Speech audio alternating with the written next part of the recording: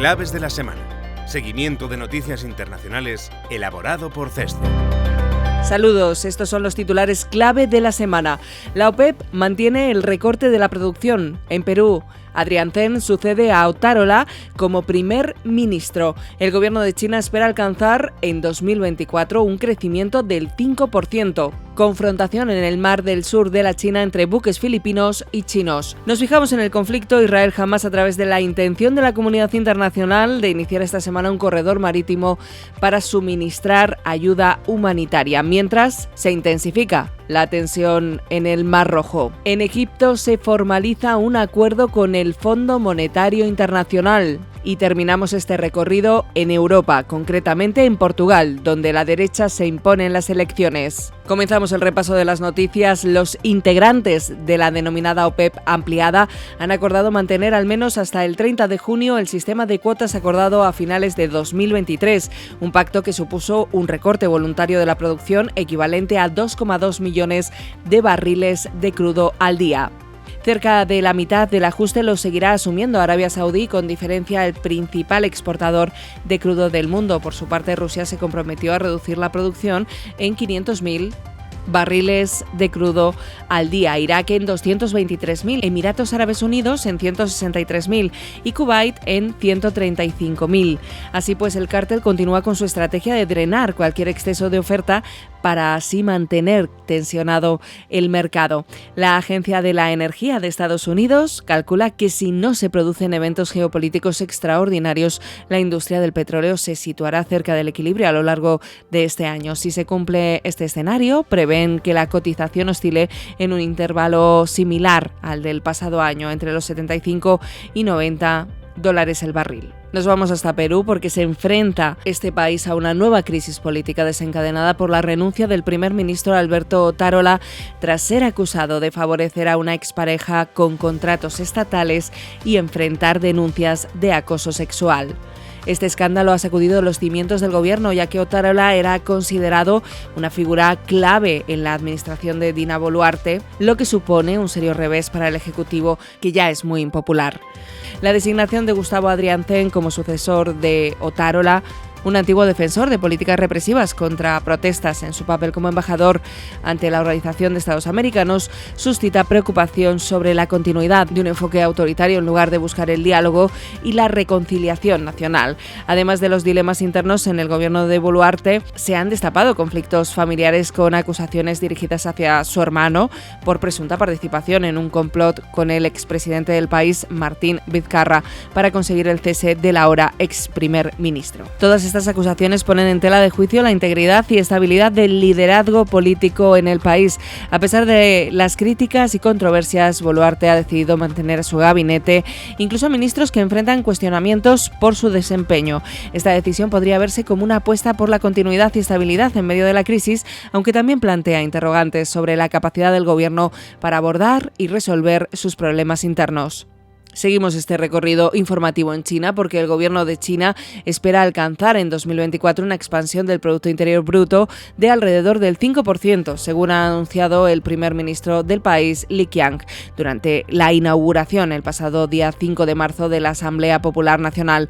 De este modo, Pekín mantiene un objetivo de crecimiento del PIB similar al fijado para el año pasado. Recordemos que finalmente la economía china registró una expansión del 5,2% en 2023, según los datos oficiales, una cifra decepcionante teniendo en cuenta que salía de un pésimo 2022 marcado por las restricciones de la política de COVID-0 y en el que se creció apenas un 3%. La inclusión del término alrededor en el objetivo señala el reconocimiento de los riesgos a la baja de la previsión, dada la pésima situación de la confianza inversora ante la crisis del sector inmobiliario. De hecho, la mayor parte de las previsiones apuntan a que China tendrá muchas dificultades para alcanzar un crecimiento del 5% este año. El Fondo Monetario Internacional pronostica un crecimiento del 4,6% con claros riesgos a la baja si se agravan las tensiones geopolíticas o el sector inmobiliario no estabiliza su desplome, algo que no se puede descartar dada la timidez de las políticas de estímulo anunciadas hasta este momento.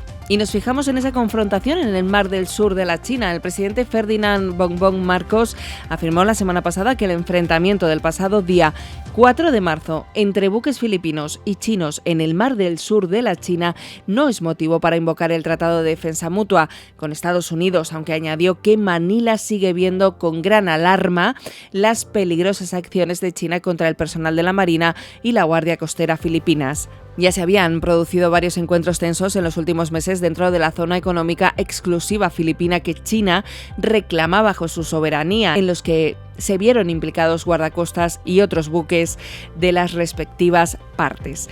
En el incidente del día 4, buques guardacostas chinos utilizaron maniobras de bloqueo y cañones de agua contra una misión de reabastecimiento en el banco de arena Ayungin, ocupado por Filipinas. Se produjeron 2 colisiones menores y el cañón de agua destrozó el parabrisas de un barco de suministros, hiriendo a 4 miembros del personal filipino. Jonathan Malaya, alto funcionario del Consejo de Seguridad Nacional, acusó al día siguiente a China de provocar deliberadamente problemas. Y en la mirada especial sobre el conflicto Israel-Hamás nos fijamos en la comunidad internacional que pretende iniciar esta semana un corredor marítimo para suministrar ayuda humanitaria a la franja en respuesta al bloqueo terrestre impuesto por las autoridades israelíes desde el inicio del conflicto. En concreto, se espera que el 12 de marzo zarpe el primer barco con 200 toneladas de alimentos básicos desde las costas chipriotas, una misión emprendida por las ONGs Operams y World Central Kitchen, en coordinación con Emiratos Árabes Unidos, Estados Unidos, Jordania, la Unión Europea y aprobada por Tel Aviv. Los primeros cargamentos se dirigirán al norte de la franja, donde el riesgo de hambruna es especialmente elevado. Según las autoridades palestinas, en los últimos días más de 25 personas han fallecido por inanición. Y mientras se intensifica la tensión en el Mar Rojo, la milicia Houthi llevó a cabo el 9 de marzo un ataque masivo con misiles balísticos y con una treintena de drones contra buques mercantes y barcos militares estadounidenses en el Mar Rojo y en el Golfo de Adén, la mayor ofensiva emprendida por los rebeldes yemeníes desde el inicio de las hostilidades hace 5 meses. El Comando Central de Estados Unidos informó del derribo de al menos 15 drones yemeníes.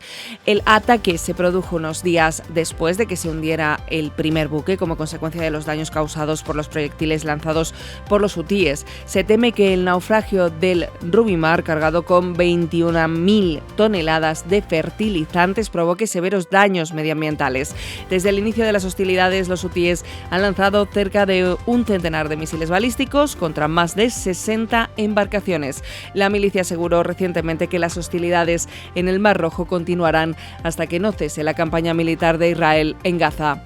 Y en Egipto, tras varios meses de negociaciones, el 8 de marzo se formalizó el esperado acuerdo con el Fondo Monetario Internacional. Como se recordará, el programa Standard Fund Facility, suscrito a finales de 2022, se paralizó tan solo unos meses después, como consecuencia del alejamiento de la ortodoxia económica por parte de las autoridades egipcias. Según ha comunicado el fondo, la reanudación del programa implicará una asistencia financiera de 8.000 millones de dólares, una cifra que prácticamente triplica el importe acordado hace 2 años. Las autoridades egipcias señalaron que también están negociando otra línea de financiación valorada en 1.200 millones de dólares a través del instrumento Resilience and Sustainability Facility. La reanudación del EFF se ha producido poco después de que El Cairo acometiese varias de las medidas exigidas por el organismo multilateral. En concreto, el Banco Central ha flexibilizado el tipo de cambio, una medida que ha propiciado una depreciación superior al 60% de la libra egipcia.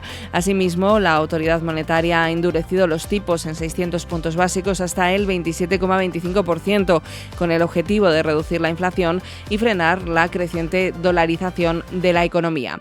El Cairo se ha comprometido también a aprobar una política de contención fiscal para mejorar la sostenibilidad de las cuentas públicas. El acuerdo con el Fondo Monetario Internacional se produce en un momento especialmente sensible para el país norteafricano, teniendo en cuenta lamentan las dificultades que ha desencadenado la inestabilidad en el Mar Rojo en los ingresos procedentes del Canal de Suez, una de las principales fuentes de reservas internacionales. Se espera que el programa, con el fondo y la financiación procedente de Emiratos Árabes Unidos, vinculada a un megaproyecto de inversión valorado en 35.000 millones de dólares, atenúe considerablemente las tensiones que se están produciendo en el acceso a divisas desde la segunda mitad del 2023. En este sentido, algunos medios señalan que en los últimos días las autoridades egipcias han comenzado a liberar mercancías por valor de 1.200 millones de dólares que estaban bloqueadas en los puertos como consecuencia de la escasez de dólares. Y en Portugal la derecha se impone en las elecciones. El partido de centro-derecha Alianza Democrática ha ganado en las elecciones legislativas celebradas el pasado domingo 10 de marzo en Portugal. Con el 99% escrutado, Alianza Democrática ha obtenido 79 escaños frente a los 77 de los socialistas.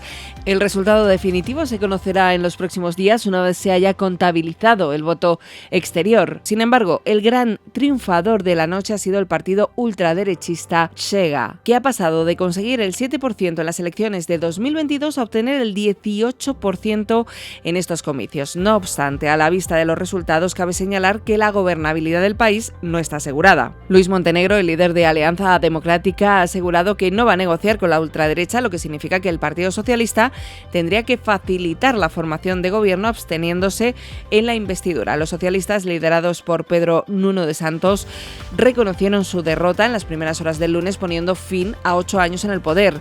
Las elecciones anticipadas se celebraron tras hacerse público un escándalo de corrupción que provocó la dimisión del primer ministro António Costa, pese a que su implicación en el caso no ha sido confirmada. El resultado supone otro importante avance para la derecha en la Unión Europea, donde los conservadores han ganado elecciones o se han unido a coaliciones en Italia, Grecia, Suecia y Finlandia en los últimos 2 años.